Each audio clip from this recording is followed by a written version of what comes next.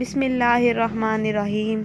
شروع کرتی ہوں اللہ کے نام سے جو بڑا مہربان اور نہایت رحم کرنے والا ہے۔ آج کی یہ ویڈیو آپ سب کے لیے بہت ہی اہم ہونے والی ہے۔ تو آج کی اس ویڈیو میں ہم بات کریں گے پاکستان کے 8 مشہور کھانے کون سے ہیں جو دوسرے ممالک سے آ کر ہمارے ملک میں پسندیدہ بن گئے ہیں۔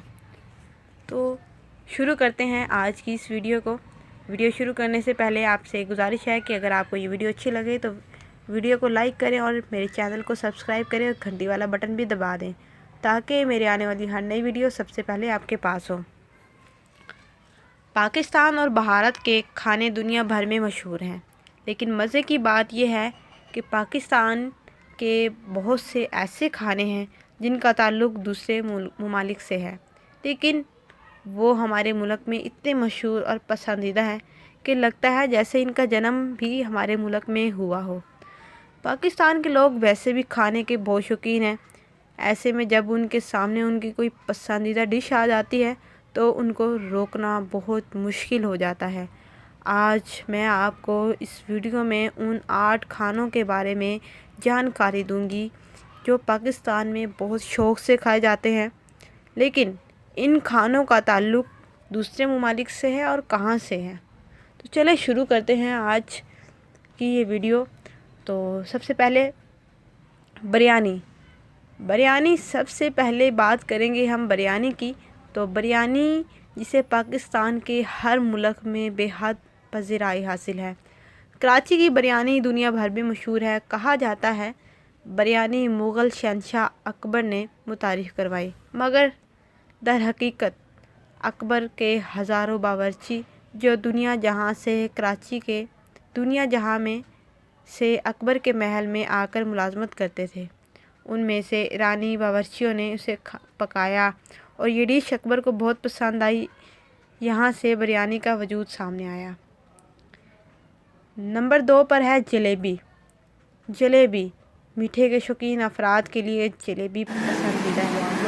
جلیبی کو ہندوستان میں فارسی بولنے والے ترک تاجروں نے متعارف کروایا اور پھر یہ مزیدار کھانا برصغیر کے بادشاہوں کے دربار میں بے حد مقبول ہے اور آج یہاں پاکستان کے ہر گلی، ہر محلے اور دوسرے ملک میں پکایا جاتا ہے اور بہت ہی مقبول ہے۔ نمبر 3 پر سموسہ بچوں اور بڑوں سب کا ہی بہت پسندیدہ ہے۔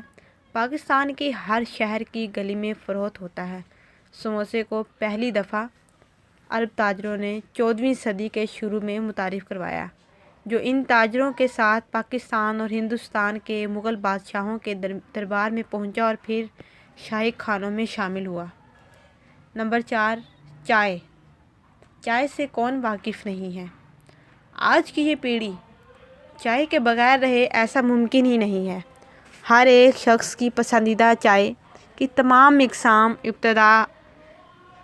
اقسام کی ابتدا چین سے ہوئی اور 17ویں صدی میں یہ پودا ہندوستان پہنچا جہاں اسے باقاعدہ کاشت کیا جانے لگا۔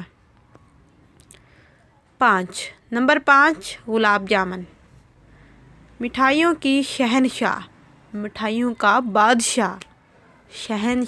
بادشاہ گلاب جامن کسے پسند نہیں ہے۔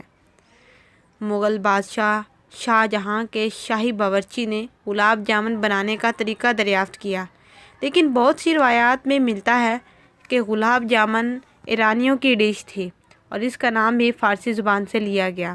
گل یعنی پھول اور آب یعنی پانی اور جامن بھی فارسی زبان کا لفظ ہے۔ نمبر 6 نان ہر گھر میں شوق سے کھائے جانے والے نان کی ابتدا 2500 سال پرانی ہے۔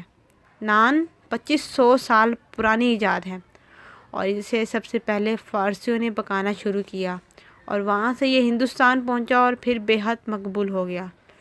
نان اب پاکستان میں بلکہ ہر جگہ نان بہت ہی مقبول ہے۔ دال چاول پاکستان کا مشہور اور مزیدار کھانا دال چاول نیپالیوں کا من پسند کھانا ہے اور وہیں سے یہ پاک و ہند میں پہنچا اور ہر جگہ کھایا جانے لگا۔